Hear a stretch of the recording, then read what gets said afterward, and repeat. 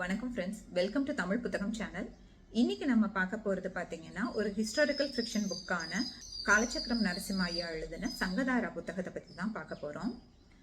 நம்ம இந்த புத்தகத்தை பற்றி பார்க்கறதுக்கு முன்னாடி பொன்னியின் செல்வன் எழுதின கல்கி சார் அவ்வளோ அழகாக சோழ சாம்ராஜ்யத்தை பற்றி நம்ம மனசில் ஒரு பெரிய கற்பனை கோட்டையை உருவாக்கியிருப்பாரு.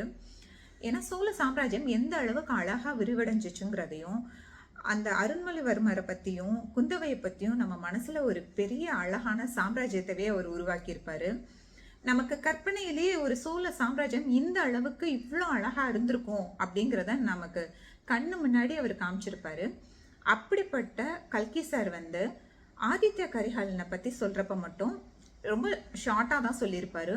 அதுவும் அவரோட கொலையை பற்றி சொல்கிறப்ப சம்புவராயர் அரண்மனையில் அவர் கொலை நடந்துச்சுங்கிறத சொல்லியிருப்பாரு. அதுக்கப்புறம் பார்த்தீங்கன்னா லாஸ்ட்டாக அவரோட கொலையை செஞ்சது யாருங்கிற ஒரு கல்வெட்டு கிடைச்சிருக்கு அப்படிங்கிற மாதிரி மட்டும் முடிச்சிருப்பாரு. ஏன்னா அவர் அந்த கதைக்குள்ளே டீப்பாக போயிருக்க மாட்டார். ஆனால் பொன்னியின் செல்வன் பாஷா அத்தனை பேத்துக்குமே உள்ள ஒரு ஏக்கம் என்னன்னு பார்த்தீங்கன்னா ஆதித்த கரிகாலனோட கொலை எப்படி நடந்துச்சுன்னு. ஏன்னா நம்ம பொன்னியின் செல்வனுக்கு ஈக்குவலாக ஏன் ஒரு படி ஒவ்வொருத்தவங்களுக்கு பொன்னியின் செல்வனோட மேலே ஆதித்த கரிகாலன்னா ரொம்ப பிடிச்சிருந்துச்சு. அப்படிப்பட்டவரோட இறப்பு இவ்வளோ ஷார்ட்டாக அவர் எப்படி சொல்லலாம் அப்படிங்கிற கொஞ்சம் வருத்தம் கூட இருந்துச்சு. அதனால அப்ப இருந்து நிறைய பேர்த்தோட தேடுதல் பயணம் தொடங்குது. ஆதித்ய கரிகாலன் எப்படி கொல்லப்பட்டார்னு அதுக்காக நிறைய புத்தகங்கள் வந்திருக்கு. அதுல ஒரு புத்தகம் தான் காலச்சக்கரம் நரசிம்ம எழுதின இந்த புத்தகம், சங்கதாரா புத்தகம். இந்த புத்தகத்துல பாத்தீங்கன்னா ஆதித்த கரிகாலனே சொல்றாரு, நிறைய ஜாம்பவான்கள் நிறைய சோழ சாம்ராஜ்யத்தை பத்தி எழுதினா கூட ஆனா ஏன் என்னை பத்தி மட்டும் அதிகம் எழுதலை, என்னோட கொலை ஒரு முக்கியமானது, இதை பத்தி ஏன் ரொம்ப டீட்டெயிலா சொல்லல, இதை பத்தி இந்த ஆசிரியராவது சொல்றாருங்கிறனால நான் ரொம்ப சந்தோஷப்படுறேன் அப்படின்னு தான் கதையவே ஆரம்பிக்கிறாங்க.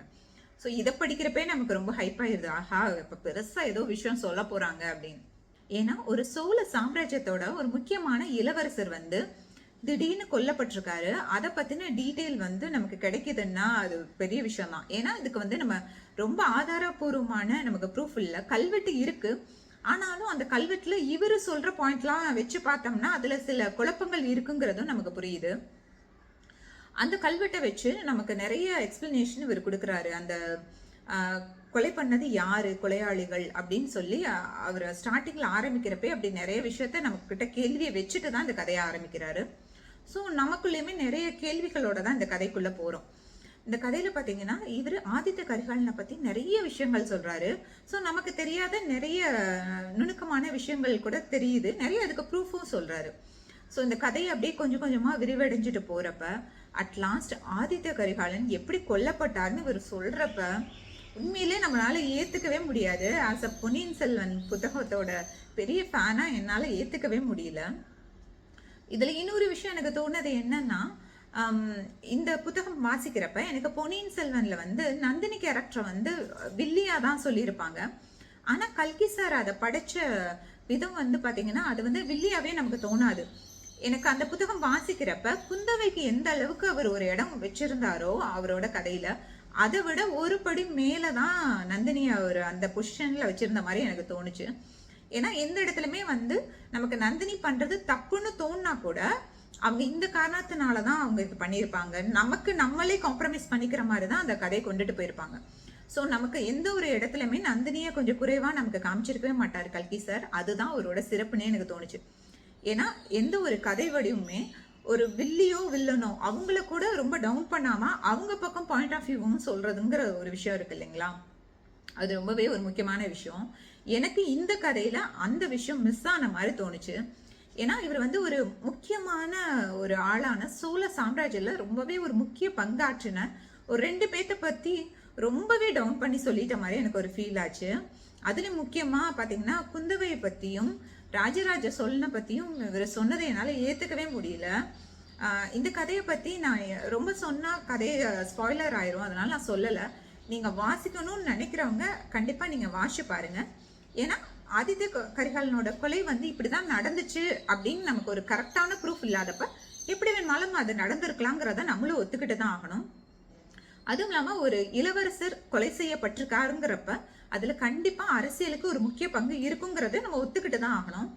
ஆனா அதுல நிறைய வெர்ஷன் இருக்கலாம், இப்படியும் நடந்திருக்கலாம் அப்படியும் நடந்திருக்கலாங்கிற மாதிரி நிறைய வெர்ஷன் இருக்கலாம். ஆனா எனக்கு இந்த வெர்ஷன் வேண்டாம். எனக்கு வந்து இந்த கதையோட முடிவு வந்து என்னால ஏத்துக்க கூடிய முடிவா இல்ல. நான் வந்து பொன்னியின் செல்வன் புத்தகம் வாசிச்சப்ப எனக்கு அருண்மொழிவர்மர், அதாவது ராஜராஜ சோழனை விட ஒரு படி மேல எனக்கு ஆதித்ய கரிகாலனை தான் ரொம்ப பிடிச்சிருந்துச்சு. அப்படிப்பட்டவரோட வந்து மரணம் இந்த அளவுக்கு இப்படி இருக்க வேணான்னு எனக்கு தோணுச்சு. கண்டிப்பா இந்த கதையை நான் ஏத்துக்கல. அவரோட முடிவு இப்படி இருந்திருக்க வாய்ப்பில்லை, இருக்கவும் கூடாதுன்னு நான் நினைக்கிறேன். ஆதித்த கரிகாலன் கொலை வழக்கு சம்பந்தமா நிறைய புத்தகங்கள் வந்திருக்கு. ஸோ நான் அடுத்த புத்தகத்தை நோக்கி போக போறேன். நீங்க யாராவது ஆதித்த கரிகாலனோட கொலை சம்பந்தமான புத்தகங்கள் வாசிச்சிருந்தீங்கன்னா, அது உங்களுக்கு கன்வின்சிங்கா இருந்ததுன்னா அது என்ன புத்தகம்ங்கிறத என்கிட்ட பகிர்ந்துக்குங்க. இன்ப பிரபஞ்சன் கூட ஆதித்த கரிகாலனை பத்தின புத்தகங்கள் எழுதியிருக்காரு. அது வந்து ஆல்ரெடி 2 பாகம் வந்தப்ப நான் வாங்கியிருந்தேன். அப்புறம் தான் எனக்கு தெரிஞ்சு அதுல 3ஆம் பாகமும் வரப்போகுதுன்னு. ஸோ அதுக்காகவே நான் வெயிட் பண்ணிட்டு இருந்தேன். இப்போ அந்த புத்தகம் கூட வந்துருச்சுங்க.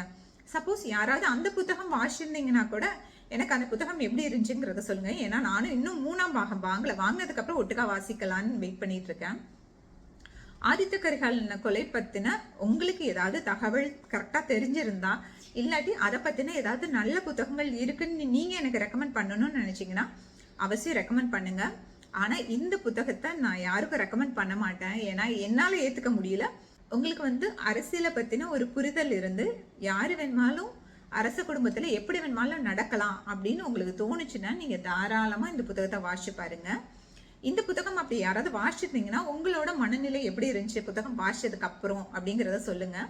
தொடர்ந்து இதே மாதிரி வேற ஒரு புத்தகத்தோட உங்களை நான் சந்திக்கிறேன். அதுவரை உங்களிடமிருந்து விடைபெறுவது கலையரசி சீனிவாசன்.